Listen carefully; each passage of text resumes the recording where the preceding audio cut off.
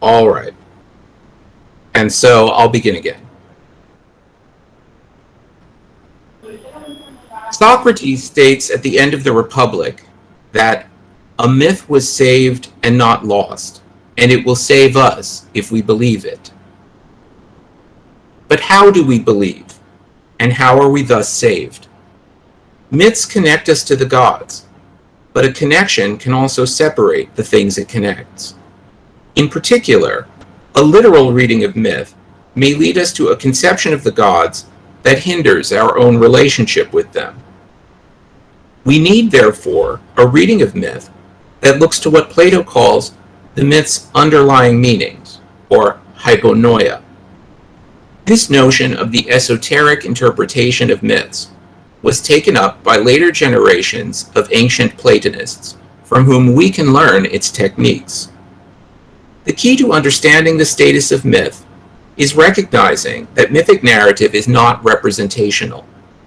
The Platonic philosopher Proclus explains that symbols are not imitations of those things of which they are symbols, and thus, if a poet is inspired and manifests by means of signs the truth concerning beings, or if, using science, he reveals to us the very order of realities, unquote, they are not an imitator. Mythic poets, therefore, insofar as they are inspired by the gods, draw upon an implicit science, and their works, which might be condemned were they approached as mere literature, are rescued when we recognize instead the scientific relationship of their symbols to reality. In the Republic, Socrates proposes certain critical guidelines for compositions involving the gods, which are all grounded in the maxim that each god is the most beautiful and the best thing possible.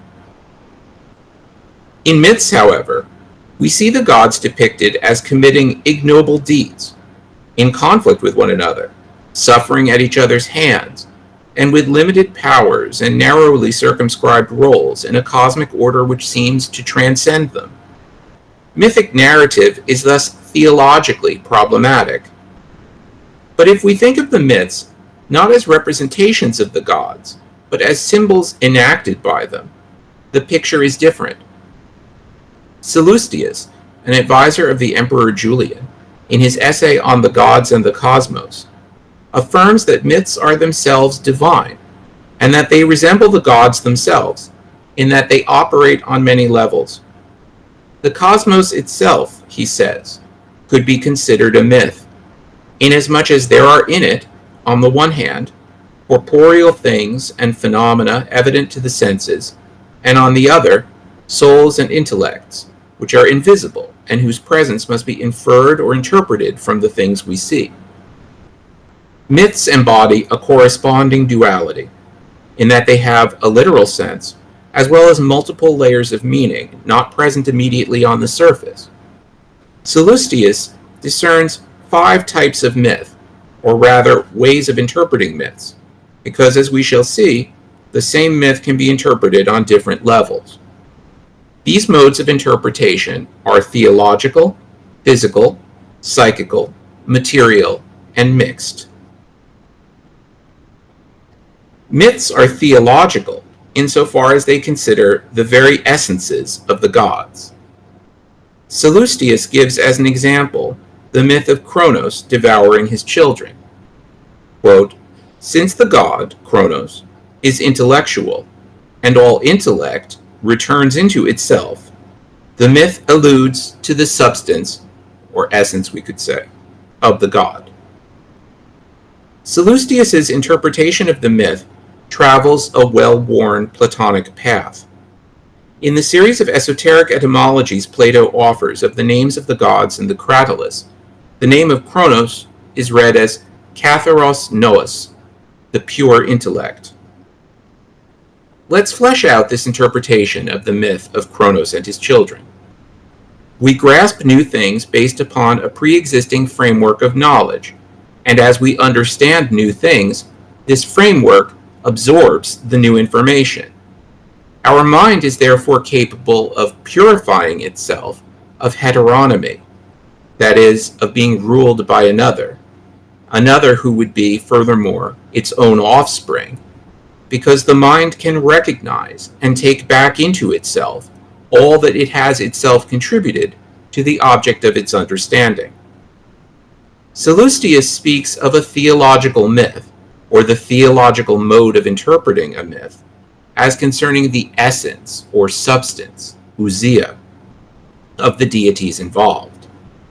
The essence of a god pertains to that god's pattern of activity. For Platonists, the gods themselves exist beyond essence. They are hyperousios. Their patterns of activity relative to the cosmos, however, allow us to organize them within a pantheon and also to compare the gods of different pantheons. The theological mode of interpretation, therefore, interprets a myth as revealing something about the activities of certain classes of gods in relation to the cosmos. The total body of myths belonging to a culture forms a comprehensive model of the cosmos. But insofar as the cosmos can itself be considered a myth, that is, an expression of patterns of divine activity with symbolic and salvific value for those who recognize them, there is no reason to distinguish between the cosmos and its particular cultural expressions. It is the ideas, images, and narratives of particular cultures which impart the order and meaning to the world inherent in the concept of a cosmos, that is, a beautifully ordered system. Thus, Sallustius's theological mode of interpretation interprets a myth in relation to what the gods do in constituting the cosmos. This mode of interpretation is thus comprehensive in a way that the others Sallustius discusses are not. Put another way, the theological interpretation of myth interprets the gods just as gods, and not as anything else. Myths are physical, for Sallustius, insofar as they concern the activities of the gods in relation to nature alone. That is, pardon me. That is, to the realm of coming to be, or process. The myth of Chronos is used again by Sallustius as an example, showing that myths can be interpreted on multiple levels. Chronos is time, chronos, according to the physical interpretation, based upon the wordplay chronos, chronos. The children brought forth by time are devoured by that which brought them forth, whereas the theological interpretation had as its scope the total operations of the gods relative to the whole of being. The physical interpretation is limited to a subset of the cosmos, just those principles which can be identified in nature.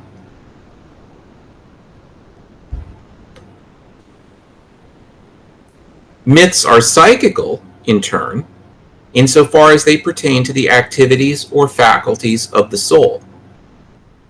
Using the myth of Chronos again, Sallustius explains that our soul's thoughts, though communicated to others, abide within us. The distinction between this kind of interpretation and the theological kind is subtle when one is using the myth of Chronos, because it requires distinguishing an account of the nature of intellect itself from an account of the intellect as seen from the perspective of the soul. When today, our tendency is to only conceive the intellect in this way. An even finer distinction would be necessary in the case of a psychical interpretation of a myth which was regarded theologically as concerning a member of the class of psychical gods, that is to say, whose cosmic activities involved the constitution of soul itself.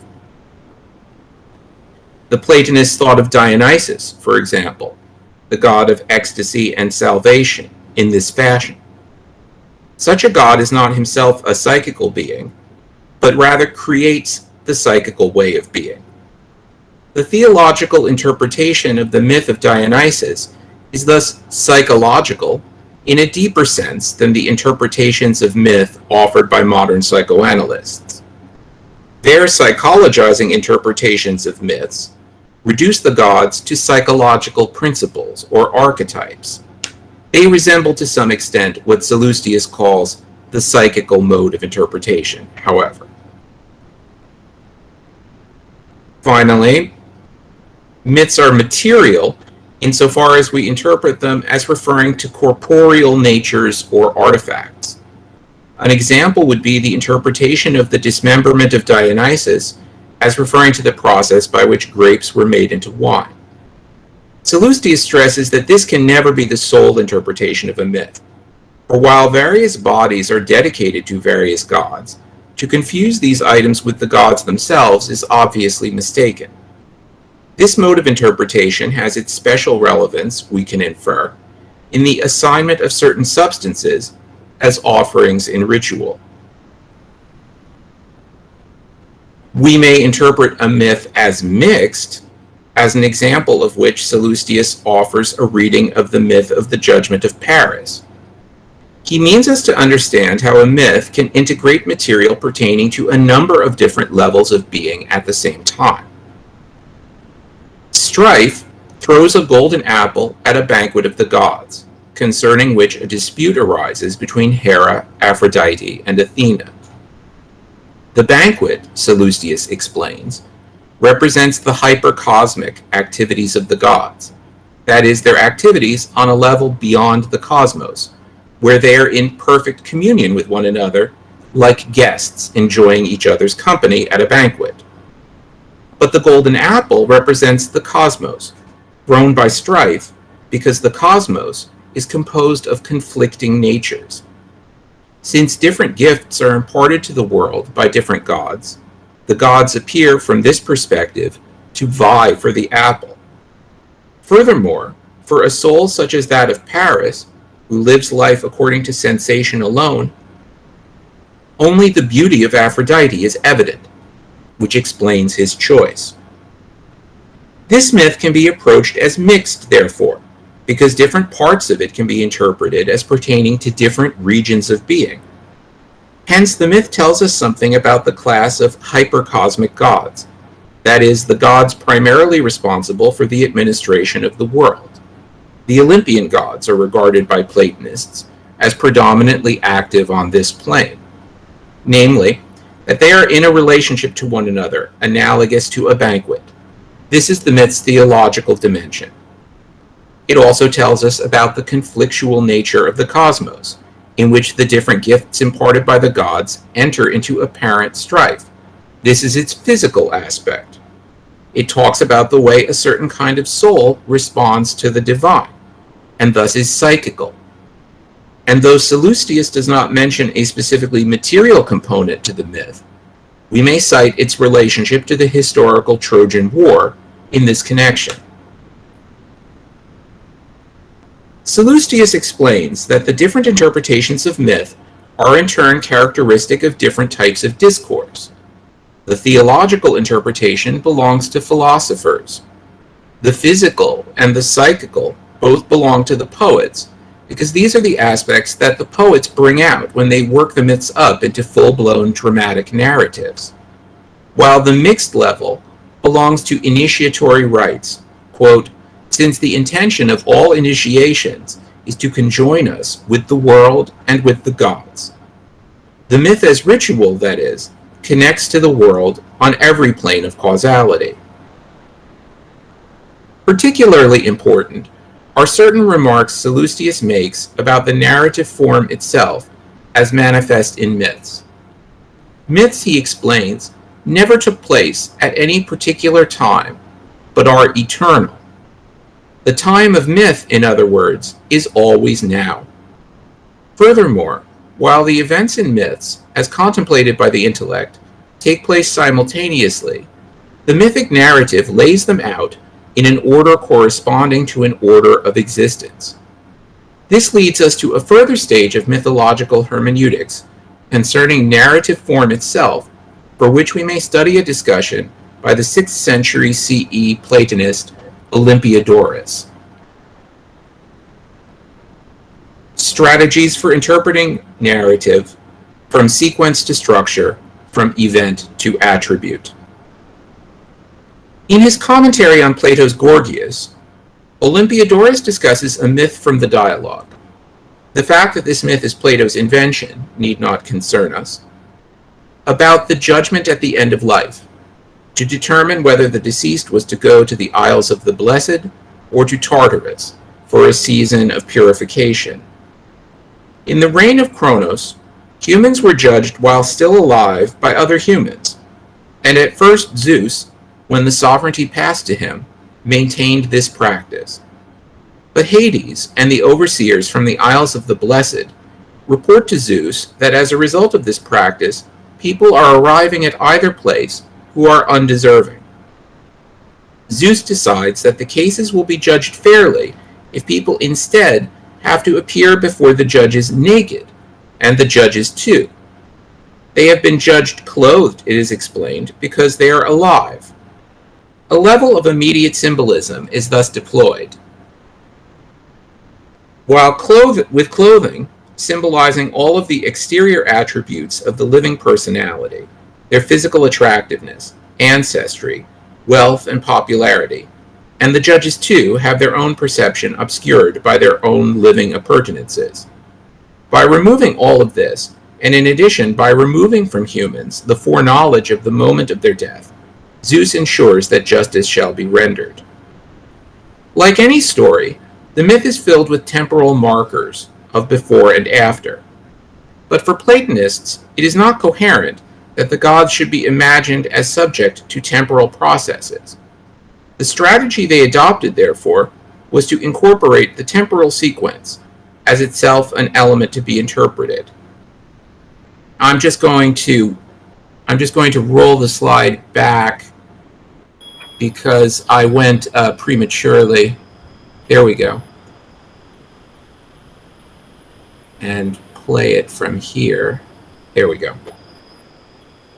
As Olympiodorus explains, the myth, moving forward like a story, does not preserve the simultaneity of things that are contemporaneous, but divides them into earlier and later, and speaks of what is less perfect as earlier, and only then brings in what is perfect, for we should advance from the imperfect to the perfect. So, every story, in proceeding from beginning to end, also embodies some kind of progress from imperfect to perfect, not necessarily in any absolute sense, of course, but in the sense that certain possibilities latent in the initial situation are activated, certain tensions are resolved, or certain goals achieved. All of this is familiar to students of literature. Olympiodorus' idea is that these features of narrative allow for a detemporalized reconstruction of the narrative sequence as a simultaneous structure of states differing in degrees of perfection. The narrative is thus converted from a diachronic into a synchronic form. This is an indispensable prerequisite of the theological interpretation of myth. Thus, returning to the myth from the Gorgias, Olympiodorus explains that we should understand that in reality, there are always naked judges and always embodied ones, and there are always bad judgments and always excellent ones. The bad judgments we discover are our judgments in this life here.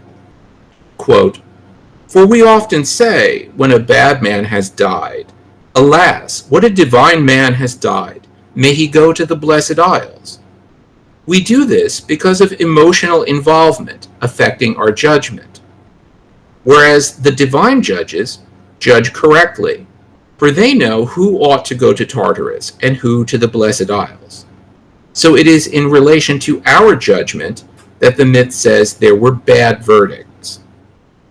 It is forever simultaneously true that our judgment is distorted and unsound, while superior beings judge divinely. The myth, however, begins from what is imperfect and says, long ago there were bad judgments. But then proceeding to the perfect, it says, but now they are just. Other elements of the myth are also affected by this procedure. For instance, Olympiodorus asks why Zeus didn't do this on his own initiative, but had to be informed about the situation by Hades. Here it is a question of an earlier and later state of knowledge being attributed to a god. Must we really understand Zeus as being unaware of something, having it brought to his attention, and then changing his policy? Olympiodorus interprets this apparent change in Zeus by attributing the earlier and later policies to lower and higher levels of the cosmos, respectively. Hades operates on a lower plane of being than Zeus, not because he is inferior to Zeus, for according to the Platonists, no god is actually inferior to another. Rather, Hades acts on a plane of being which has the activity of Zeus as its precondition. In accord with this, the myth depicts Zeus as exercising the power of decision, while Hades contributes information.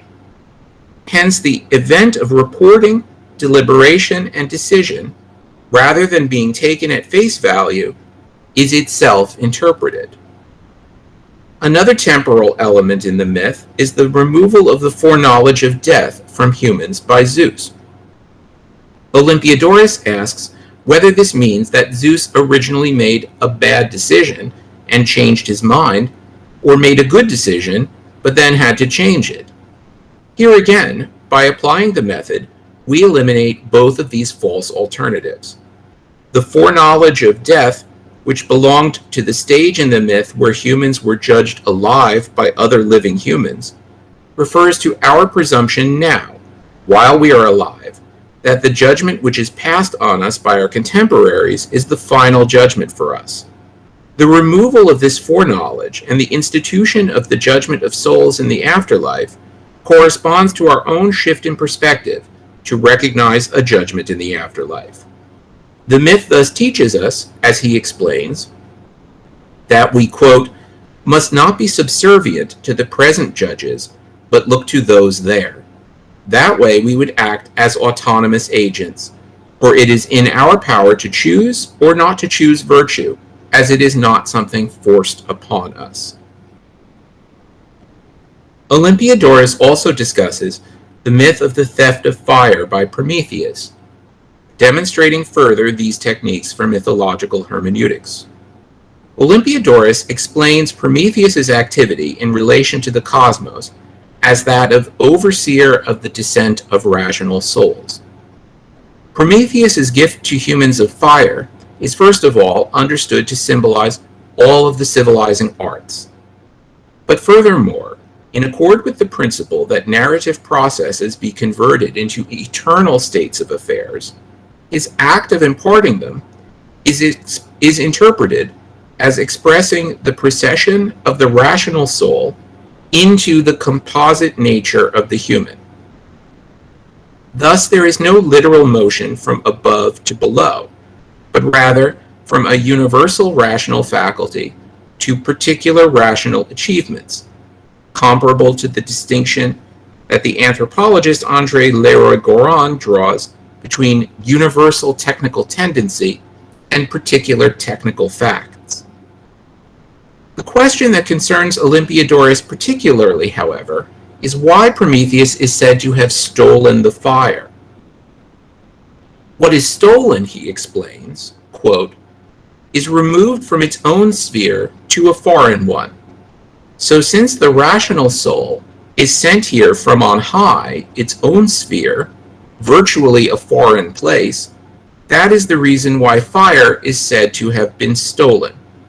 In fact, both of them, both Prometheus and Zeus, wanted the soul to remain on high, but since it was necessary for it to be brought down, the myth presents what is appropriate to the characters, and it presents the stronger, Zeus, as unwilling, and it makes the weaker drag it down here. The stealing refers thus not to an action, but to the attributes of the thing stolen.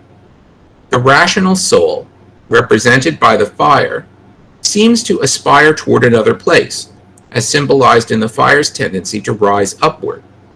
The illicit way in which this faculty is imparted, in turn, symbolizes a certain tension inherent in its position in our lives, a foreignness, which we see in the tendency of reason to pit itself against our inclinations as though it is in some sense a stranger among them. Proclus offers a very similar interpretation in his commentary on Plato's Republic of the adulterous relationship of Aphrodite and Ares. The union of Aphrodite and Hephaestus is symbolized as a marriage, in that it belongs to the nature of the objects of the senses, symbolized by the technological items that Hephaestus crafts to exhibit beauty, a trait associated with Aphrodite. The relationship between Aphrodite and Ares, however, is paradoxical, hence symbolically adulterous, because when conflict, the domain of Ares, manifests beauty, it subverts certain of our assumptions. And now, in conclusion, myths are not just a picture of the cosmos, for a picture is passive, while the myths are alive, and the works of the gods depicted in them also take place through them. The timelessness of myths means that they do not express events which brought about the organization of the cosmos in the distant past, as if the cosmos now runs on without them. Rather, the temporal sequences in myths symbolize eternal structures, and the cosmogony which they depict is not a completed activity, but is instead ongoing. Eternity is now. Moreover, if the organization of the cosmos is truly ongoing, then it cannot be restricted to the mythic or religious domain alone, but takes place through all of the activities in which a culture articulates its worldview. A theological interpretation of myth, therefore, has the potential to reunite the different discourses through which the cosmos takes form in our understanding. Platonists draw the classifications which they apply in the theological interpretation of myth from their philosophical determination of the structure of the cosmos. They did not regard such philosophical ideas as foreign to the nature of the myths or to the nature of the gods, and neither should we. Ontology, the science of being, and mythology both offer total representations of the cosmos, and this fact does not place them in conflict, but rather shows that they belong together. This does not, of course, mean that the ontology in question has to be Platonic. There are a small number of key insights drawn from the work of polytheistic Platonists about the nature of the gods and their relationship to the cosmos, which I think are important to any polytheistic philosophy of religion. But the real substance of a theological reading of any culture's myths must be drawn from that culture's own thought. Appreciating the integrity of different cultures and the effectiveness of myths, that they are the living activity of the gods themselves, requires as well that a theological reading would not assert that the gods of different pantheons are identical, because this would undermine the guiding principle that the gods reveal their nature through these culturally specific contents. The particularity of cultures, therefore, cannot be foreign to the nature of the gods. A polytheistic philosophy of religion must therefore not undermine, but foster, the diversity of gods and of pantheons, and not impose upon it any structure beyond a small number of basic principles which make it possible as a discipline, and themselves function to preserve this diversity. Such principles affirm the integrity of pantheons, as well as of the gods as individuals, against encroaching ideologies of any kind, whether religious or secularizing, in honoring the recognition that, as the Hellenic philosopher Thales said, all things are full of gods. I really, really loved it. It was both thoughtful, non-reductive, and yet somehow deepening. So I want to begin at the back where you said that every culture comes up with this, you call it science or hermeneutics of understanding its mythology. this is also there in Indian thought, and Arjuna specifically asks Krishna about these levels. So, what is nature? Adhibhauta, physical. What is adhyatma, concerning the body, concerning the soul, concerning what is adhidaiva, what concerns the gods, the theological, and so on. So the paper made a lot of sense to me about the apps. It's not just that these myths were received myths to which certain hermeneutic principles were applied, or from the myth certain hermeneutic principles were discovered. But in the case of Mahabharata, the consciousness with which the principles are self-aware and the myth is revealed. That was a wonderful discovery for me. And lo and behold, this was the 8th chapter. In the 11th chapter, Krishna reveals himself as the universal person, preserving the multiplicity, however monstrous it might look, horrific it might look, where he describes himself as Chronos, taking into him, not Chronos, sorry, time, Kala. I know we should not, we should respect the singularity of the gods, but taking back into himself the beings that he has created. That's a beautiful paper. I was even more, the first point that got me really excited was the superimposition of the text and the myth and the universe. And this is pretty amazing because in the Mahabharata, there is a creator who's assigned creation, but there are also other gods who are assigned or who take up certain activities. Prominently among them are Agni and Soma, who take up certain functions. And in the case of the Mahabharata, there are then two levels of emanation. One is the physical and the other through the poet Vyasa, this sense of emanation. And the word for poet or a seer is kavi, and there are many words, but kavi means one who is a krantadarshi, who can simultaneously see the past, present, and the future. And he's the one who articulates in a certain fashion the myth, breaking that unified eternal vision into a sequence of before and after. So your paper works even better with Indian textual mimamsa or hermeneutics. So confirmation from the other. Very much so. Very much so. I mean, as I said toward the end,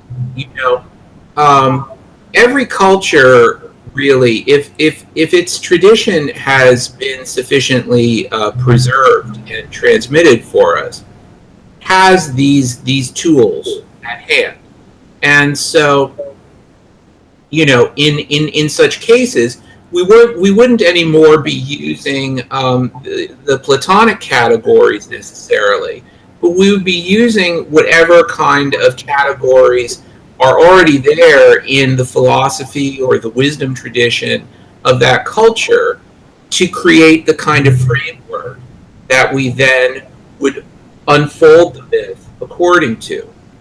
And because we have this notion that the cosmos itself is like a myth, because it has apparent and hidden dimensions, this gives us the kind of basic key that the categories that we use to unpack the universe itself are the same ones that we're going to use to unpack the myth.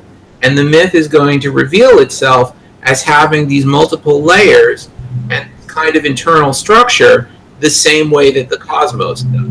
Yeah, and this overlay of the text on the myth on the cosmos and the cosmos on the myth, you brought up very nicely by pointing to the etymology of the of cosmos itself. That's right. As an organized thing. It was very beautiful. The whole paper was like a song, well sung. I was very happy. And also, of course, I would just add that the methods of the methods of mythological hermeneutics are very highly developed in Indian civilization, and so of course, we see, for instance, a text like the Adhyatma Ramayana, yes, which does many of the same things, many of the same techniques that the Platonists speak of are actually demonstrated there. So that, for instance, I talked about the technique of interpreting events in a narrative sequence instead as attributes of some entity. And we see this in that text where it talks about Sita being simultaneously two, right? And that's an example. In other words, a higher and a lower Sita, and that's an example of the exact same technique, because you're taking the narrative sequence where Sita undergoes certain things, and you're turning it into a simultaneous structure on two levels of the higher and the lower Sita. Yes, and in ritual practice, exact same technique. Yeah, in ritual practice, this is never lost. So anybody worshiping in a temple or so will know the different levels of Sita, that she's Sita, she's a woman, she's somebody you can identify with, she sympathize with, psychologize, but also her awful theological presence as Mahalakshmi. So that was wonderful. There is a question I wish to ask, and you know that I think about this a lot, and I'm not asking this for effect. In the context of your paper, how would you say the historicizing approach to myths that we contemporary cultures undertake, how does that damage these levels? Do you think that historical only focuses on the physical level, but not really, right? They come up with some psychologizing, but then even that is not satisfactory. So how would you relate the contemporary hermeneutics of myth to yours, where there is this domination of the historicizing mode? Yes, that's a very important question. And as I mentioned in the paper, so the historicizing interpretation, where we would simply identify certain aspects of the myth that we would say pertain to certain historical events, say. This would be an example of what Sallustius calls the materialist mode of interpretation. And he specifically refers to this as the most limited form of interpretation. And for him, the only time in which, the only way in which material mode of interpretation is appropriate is, for instance, when we're talking about certain kinds of substances, for instance, that are important in ritual. And so, it's valid to say that one way of interpreting the myth of Dionysus is his dismemberment, is to say, well, this is about the processing of the grapes into wine. It's valid only because of the importance of wine in the ritual life of the cult of Dionysus. That's the only reason. Otherwise, the materialist mode of interpretation is the most narrow, the most restricted, and in general has the least validity. And if I push that question a little bit further, is an historicizing interpretation even a materialist one? Yeah, because they're not respecting either the simultaneity of the past, present, and the future. Yeah, I mean, it's not not. Are they respecting the nowness, right? Yes, it's a really good point. Yes, yeah. I mean, it's not even rising to the level of a material interpretation for Sallustius, because even the material interpretation for Sallustius, like you say, pertains eternally and to the now, because when we consume the wine, we're in communion with Dionysus right now, eternally. And so everything that's happening in the myth, even on a material level, is still eternal. It's eternally material. It's eternally accessible to us through that material connection. Or, I mean, for instance, I said that an example of the material level of interpretation of the judgment of Paris would be to say, well, the Trojan War perhaps happened at some historical point. But, the significance of that wouldn't be like in contemporary historicizing readings of myth to say, the Mahabharata War happened. Right, exactly. This is just this sort of distorted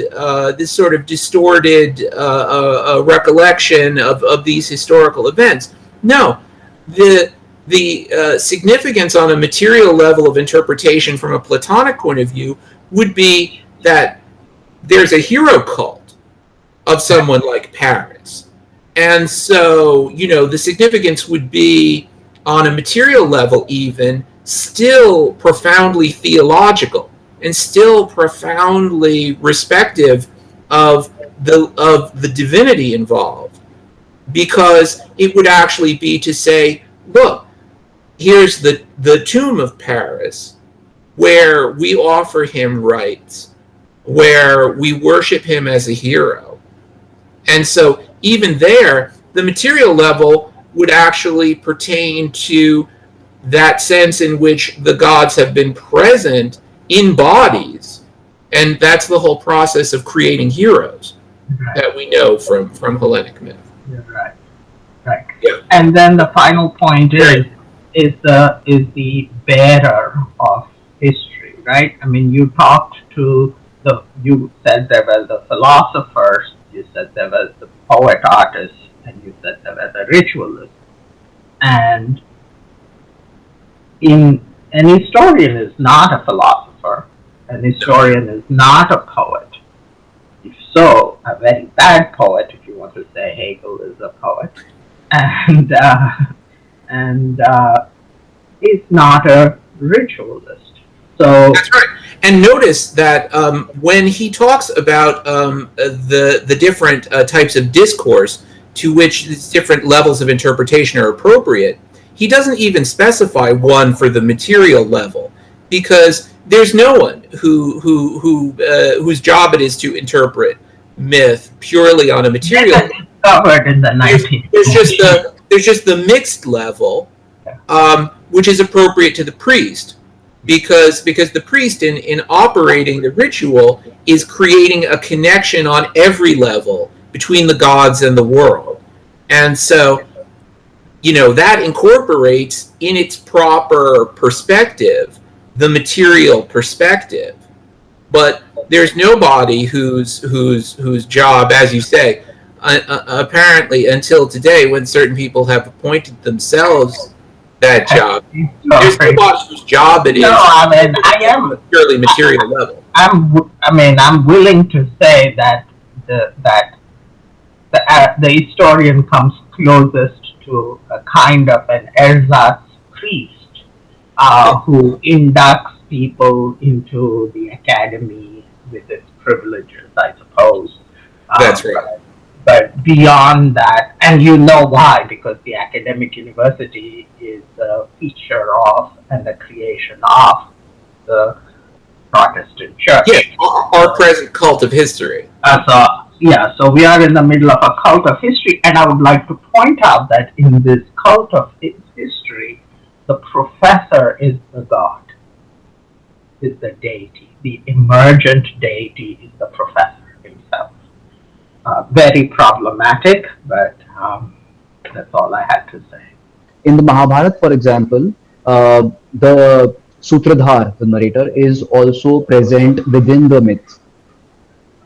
So I wanted to know if we have a similar kind of a connect or a similar kind of a thing that is also there in the pagan myths. Do you have some examples like that? Well, of course, the Hellenic tradition isn't nearly so richly documented as the Hindu tradition, because of course of the sundering of the tradition, and so this sort of aspect of the kind of folding into the myth itself of the narration, and the level of the enunciation or articulation of the divine narrative being within the narrative as well, I think is manifested a little bit more clearly in a tradition, a more priestly tradition, like that of ancient Egypt, for instance, where there's a large body of literature devoted to the position of the scribe, who is the writer of the sacred narratives and also their interpreter.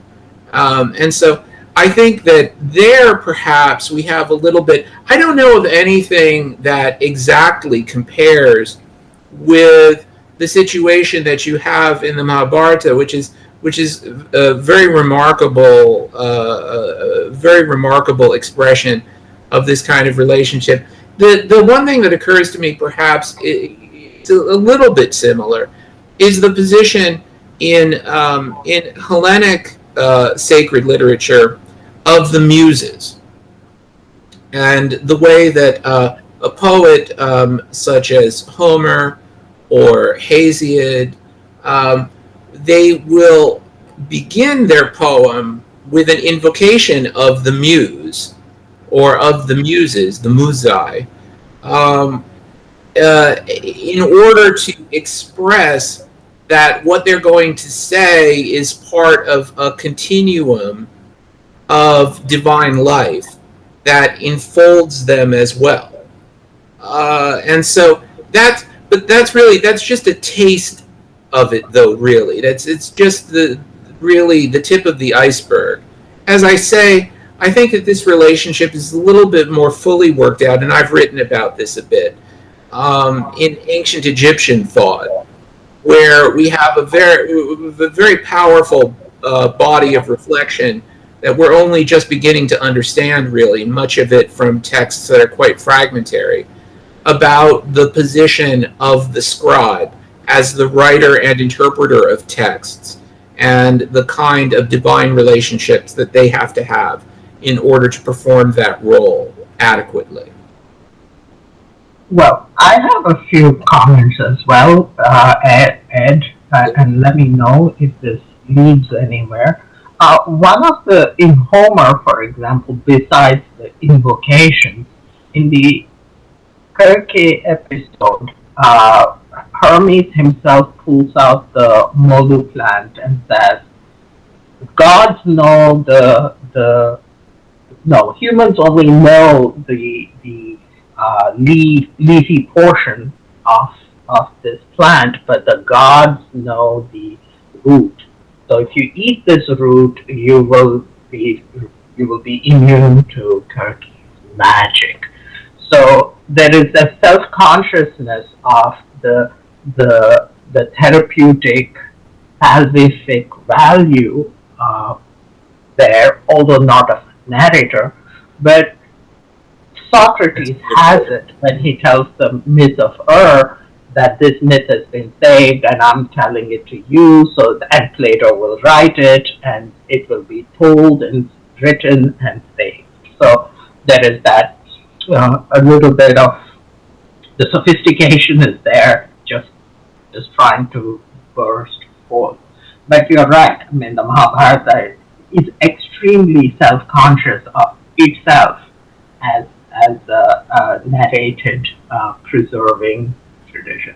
Yes, I mean there's no harm in pointing out that it's a much richer text than Homer. Yeah. Because we different cultures have they have more or less elaborate structures. As was needed to or as was possible or as was Exactly. necessary. I mean, if we look at the sort of priestly organization in ancient Greece, I mean, it was much more informal, much less organized, much less integral. It was often rather informal within families and so forth. And similarly, I mean, you have the status of bards like Homer, who were essentially independent. They were, they received the patronage of princely courts and the like, but there wasn't the same kind of embracing structure that you had in India from a very early period, or in a place like Egypt, for instance, where there was a much more organized, dedicated priestly establishment. And so, a lot of these things they're present in the works of a Homer because the divine inspiration is there.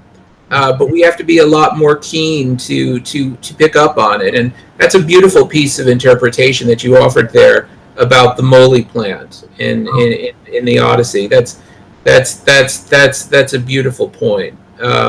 That is exactly that's like the awareness of the myth itself, that humanizes us. It prevents us from becoming a mere animal of our passions, and Proclus, in his commentary on the Republic at one point, he in speaking about the reincarnation into various other animals in the myth of says that without philosophy, any merely human skill basically conduces toward a certain animality. Right. That we basically, without philosophy, which is this kind of humanizing balm upon the merely human skills, it's like the moly that Hermes gives to Odysseus. If without that, these merely human talents, they will all lead us toward one form or another of animality. The way that Ajax becomes a lion, or even Orpheus becomes a swan in the myth of This is to show that none of these merely human skills are immune from a certain dehumanizing effect upon us if they are not leavened by this humanizing insight into a total cosmic picture. Right. Which is what the Hindu praxis is. It is an awareness of a cosmos with its author, with its limitations, with its levels, with its possibilities, which humanize us by constantly teaching these orientations of ideas and instincts, which make us more animal or more divine, which is called dharma. So, yeah, great. Thank you so much, Ed. I would have missed this wonderful talk. I don't know why. I did not get the invitation for this. Joy quickly said, but I put my email address up there. So by all means, add me to your list. The discussion of the things Ed Butler said about history are important comments. So please include this discussion when you post it. It's a small request. Thank you very much. Definitely. Thank you so much. Now I have one or two questions. I would like to ask that you have mentioned whenever you are using word soul, you are using word adjective rational along with that. Now, does that rationality mean the same thing as modernity in ancient Greece, or you are referring to some different meaning in ancient Greece interpreting technique? Well, rationality has a wider sense for the ancients than it typically has in contemporary discourse. In contemporary discourse, when we speak about rationality, we usually mean some kind of instrumentality. We mean some kind of what the ancients would have considered mere shrewdness, or what sometimes is referred to today as calculating rationality. The ability to get certain effects out of the things in the world or out of other people that we desire, simply knowing the means to achieve some end without thinking about the value of the end itself. Whereas for the ancients, and I think you find this in every civilization, for the ancients, reason, rationality is always about the ends and never just about the means. And so when we speak, for instance, as Olympiodorus speaks about Prometheus as delivering to humanity reason, rationality, he's not merely talking about fire, of course. He's not even merely talking about technology, but he's also talking about the means by which we would deliberate about what is right to do. So he's also talking about the arts of the arts of dialectic, of conversation, of inquiring together about what we should do and how we should be, how we should live. This is part of rationality, of reason, and furthermore, the most important part for the ancients. Never merely the sort of technological skill or the cleverness in argumentation, which was associated with the sophists in ancient Greece, people who, as it was typically described, teach people for a fee the talent of making the weaker argument seem stronger. And the kind of relativism that's implied by this was not the central theme of reason for the ancients. Right. I think if we clarify the words, I think it will be easier to see. The Greek word is nous, and it is a specific sense of standing above even the mind and guiding the mind as in the case of buddhi in Indian texts. Manas is merely pros and cons, but the capacity for deliberating and in a way you make a decision is that buddhi, and that buddhi is Nous. Krishna sometimes identifies himself with the buddhi, just as Zeus identifies himself with Nous. Right, right, right. Thank you, Edward. Yes, when we see that image, I closed the series of slides with the image of Athena emerging from the head of Zeus.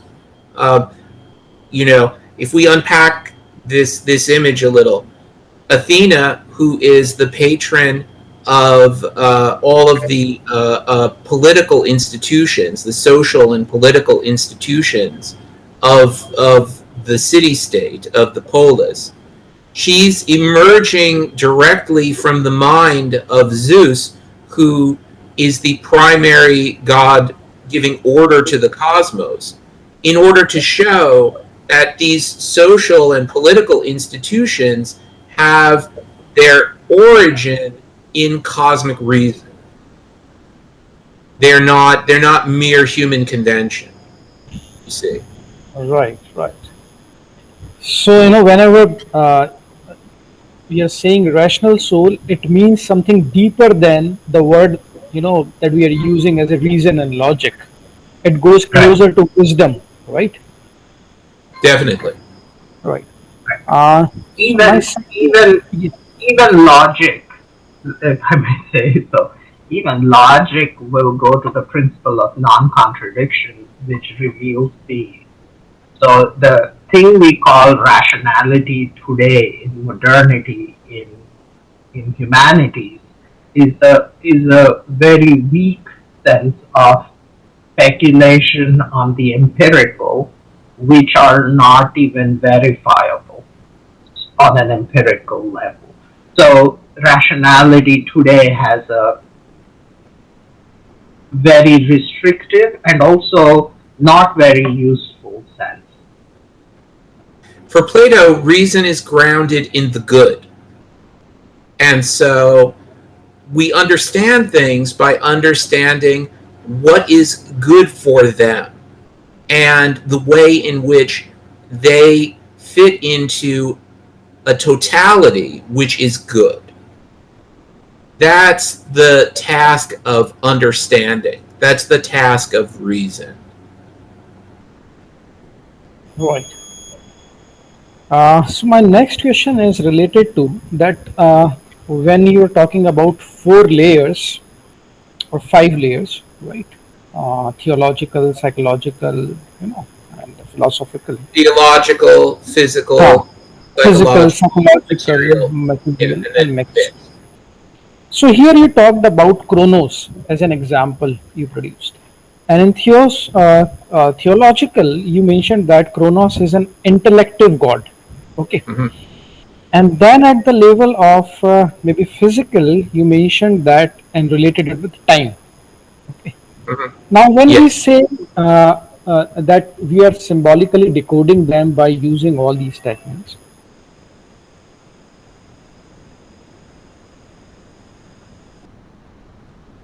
I think we may have lost you. Yeah, Ram is frozen. All right. We'll see if he can get. I think he'll be back shortly. Oh, okay. At any rate, Ed, I haven't spoken to you in such a long time. I had sent you something. Did you receive it? A box of 12. No, I don't. No, I don't think that I have. I'll have to look into that. Let me just check my email. Yeah. Oh, so sorry. I think I lost my connection. I think I'm audible again, right? Yes. So how the psychological level is connected with theological. In when you're explaining Chronos, so when you are saying Mhm. that at one level he is an intellective god, and on the other hand An you are saying intellect. that he is related with time. So Right. when we are Right. looking comprehensively and seeing that these meaning interpenetrate each other, okay, they Mhm. come closer because they are not separate and fragment and exist in isolated manner. Right. So Right. how can we make sense here of Chronos as intellective god as well as explaining the phenomena of time? Okay. Well, I mean, I think that Sallustius, it's helpful that he uses he uses a single myth and demonstrates these different levels of interpretation on it. But of course, in practice, it's a very subtle job to tease out as though they're separate strands. When, as you say, in the organic fabric of the myth, because again, I mean, if the cosmos is like a myth, the myth also is like the cosmos. The myth has an organic unity, like a living being, and so it's of course all of these parts function together like organs in the living body, like systems in the living body, and it's artificial to treat them as completely separate. But at the same time, uh, if if we look at the different levels of interpretation and we see what's basically going on in them, on the theological level, we're working from some kind of classificatory system for the gods as a whole. And so, in the Platonic system, we therefore speak of classes, among which is the intellective class of gods. And so, what Sallustius is trying to say is that in the theological mode of interpretation, where we talk about the nature of the gods just as such, we apply categories like that. Whereas when we talk about the physical level of interpretation, we're then talking about a different set of categories. We're talking about a set of categories for nature, for the things that are in nature, and we find the connection between the myth and things that are in nature. And so, in the case of the myth of Chronos, we talk about time, because time is an important element of nature.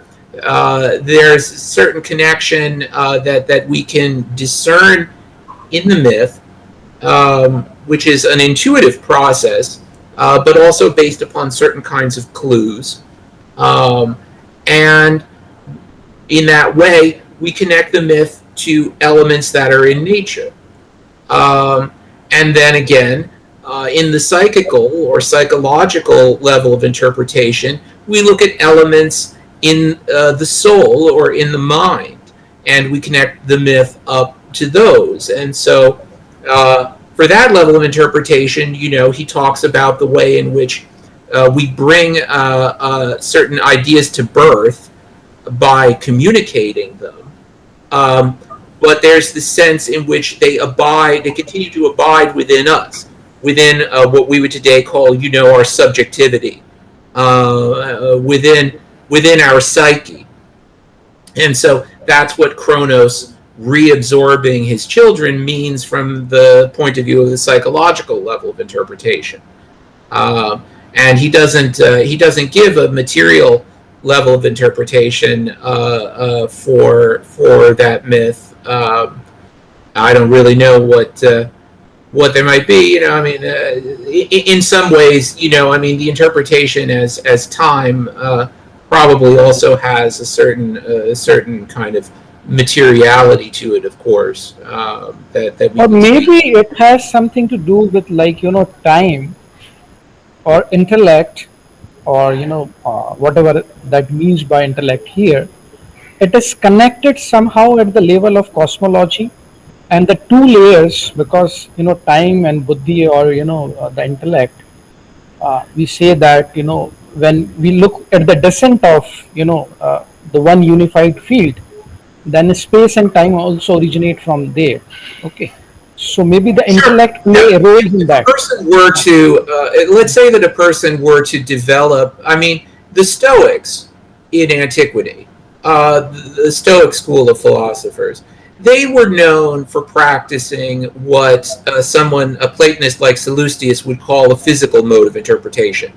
And so, the Stoics spoke about the cosmos in different cycles, emerging out of a kind of fiery mass and differentiating itself, and then those differentiated fields being withdrawn back into this kind of fiery substance at the end of cosmic cycle, and then in the next cosmic cycle emerging again. And so, I mean, we could say that, a Stoic might look at the myth of Chronos and say, oh, well, this is this, we can see in it this kind of process of the emergence of different kinds of energy out of a single substance and then being absorbed back into it. And so that would be an example of a kind of material cosmological interpretation of the myth, which was already practiced by some in antiquity. And what Platonists typically say about these Stoic interpretations, where they would interpret the gods as different cosmic elements and so forth. The Platonists would say, well, there's certain value to those as far as they go, but of course it's not correct to think that exhausts the significance of the myth, or that that's even the most important meaning of the myth, because for Platonists, even a correct and coherent physical account of the cosmos is not by any means the most important way of understanding it. The most important way of understanding the cosmos is that which brings salvation to the soul of the inquirer. And at various, so the various levels can be arranged hierarchically. From my perspective, it will be salvation. From the perspective of the gods, it would be the creation and administration of the cosmos and its proper working. So there are many levels to, for example, Krishna. He's a friend, which is the priest, the guide, the initiator to Arjuna. He's the trickster, so he's Buddhi, and he's also Kala, and he's also undertaking Bharavatarana, or protecting the earth, which has gone out of balance due to exploitation by bad kings, the bad Mahipatis or the bad Kshatriyas, who need to be curtailed so that the earth can prosper. So all those levels you very readily see in the chart of Krishna. What that shows is that the Hellenic philosophers, who are often written off, literally written off as, speculative babblers, are really well supported. I mean, the way divinity theology and theological mythos or myth is worked out in the Mahabharata offers a lot of support to the Hellenic thinkers, and allows us to see that they were working with a pretty good, well thought through system, which was closer to one's reality as a mortal living in this universe than the contemporary scientific model of us being consumers living in a Google, Amazon, Facebook matrix. Yes, I mean, I'm reminded of the fact that Socrates in Plato's Meno speaks of having consulted priests and priestesses, he says, who had given thought to the significance of their work, of their role in the ritual life of the community. He had consulted them in order to get a picture from them of what they were doing and how this relationship with the gods work, and this infuses his philosophy. And again in the symposium we see him speaking about his contact with a priestess, Diotima, who is explaining to him from her point of view what it is that she does in connecting humans to the gods. And this is then what he, as a philosopher, is trying to impart. And Iamblichus, later, a later philosopher in the Platonic tradition, he says that once souls free themselves from the kinds of entanglements of embodiment, that once they free themselves that way, they help the gods to administer the cosmos. And this is essentially the process that the philosopher is trying to foster. He's trying to help mortals to free themselves from these entanglements so that they can take up the role that they are supposed to have, helping the gods to administer the cosmos in a right and a good and a beautiful fashion. Any specific reason why ancient Greece did not focus too much on writing and having libraries and all? Well, I mean, for one thing, temples were not supported by the state. And so, in Egypt, you had a massive state-supported educational system at the temples, a very large professional priesthood that was supported by the state. Whereas in Greece, temples tended to, they tended to be cared for by priests within a family, and the education was whatever it was within the family itself. And so to whatever standard that education rose within the priestly family was pretty much what would be available to support the life of the temple. And I think that whereas writing in Egypt was accorded a very high sacred value, writing tended to be seen in Greece in a somewhat more utilitarian sense. And there's a certain suspicion of it. We know that Plato himself, in the Phaedrus, speaks about the dangers of writing. That once something is written down, it can no longer speak for itself, and so there's no one to correct the interpretation or the misinterpretation. The text can't defend itself, so to speak, against misappropriation. And so you could say that Greeks continue to privilege the oral over writing because of the living presence of someone who can clarify directly and immediately what they mean. Whereas, in a place like Egypt, I think it would be accurate to say that they actually privilege more the writing because of the way that they think of the writing.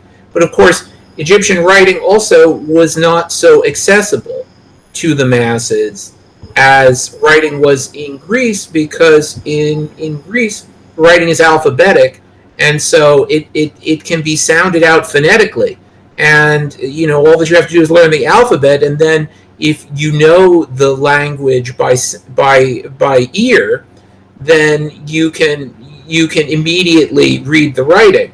Whereas the hieroglyphic writing of the Egyptians requires a whole process of education in order to just participate in it. It's not immediately accessible. And so that, to some extent, explains the different value that's accorded to But writing. isn't it, Dr. Edward, that when Greeks went to, Egypt, and they created library there. Alexandria, the Library of Alexandria became very famous, and we know that Hypatia was attached to that. Of course, that So, library basically only contained Greek literature. but it shows that the importance was there in ancient Greece, like to establish library and to But preserve it. but look at how much later that was. You Okay, could say okay, that the library at Alexandria was really inspired by the existence of these temple libraries already in Egyptian temples, and right. so I would say that that was actually an example of the Greeks learning something from the Egyptians more than bringing something to the Egyptians. I think that the existence of these temple libraries was actually the inspiration, because of course the library at Alexandria was also, in a sense, a temple library. It was attached to the great temple of Serapis, and was actually, in a sense, the temple library of that temple, albeit a very great and elaborate one, as suited such a large and important temple of the god who was closely associated with the Macedonian royal dynasty. And so we could see that in itself as being an extension or an expansion of the traditional Egyptian conception that a temple must have a library attached.